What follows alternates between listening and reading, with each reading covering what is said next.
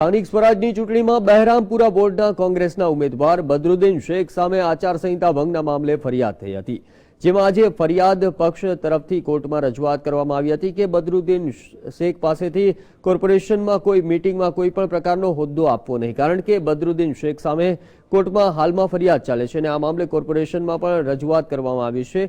આજે આ કેસમાં બદરુદ્દીનના વકીલ તરીકે BM માંગુકિયા હાજર રહ્યા હતા। જોકે આ અંગેની વધુ સુનાવણી 2 જાન્યુઆરીએ હાથ ધરવામાં આવશે। અગાઉ આ મામલે કોર્ટે બદરુદ્દીન શેખને નોટિસ પાઠવીને જવાબ રજૂ કરવા માટે આદેશ આપ્યો હતો, જેમાં તેમને માત્ર નોટો હાથમાં પકડી હતી, ઉડાવી ન હતી તેવી રજૂઆત કરી હતી।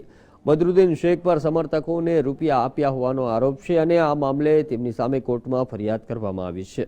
એટલે એ અત્યારે હાલના તબક્કે ઇન્ટરીમ એપ્લિકેશન ચાલે છે, જેમાં અમે મનાઈ હુકમ માંગ્યો છે કે બદરુદ્દીન શેખ હવે કાઉન્સિલર તરીકેની ફરજો અને અધિકારો ભોગવે નહીં એવો મનાઈ હુકમ માંગ્યો છે, જેનું હિયરિંગ આજે પણ ચાલુ રહ્યું છે અને બીજી તારીખે રાખવામાં આવ્યું છે।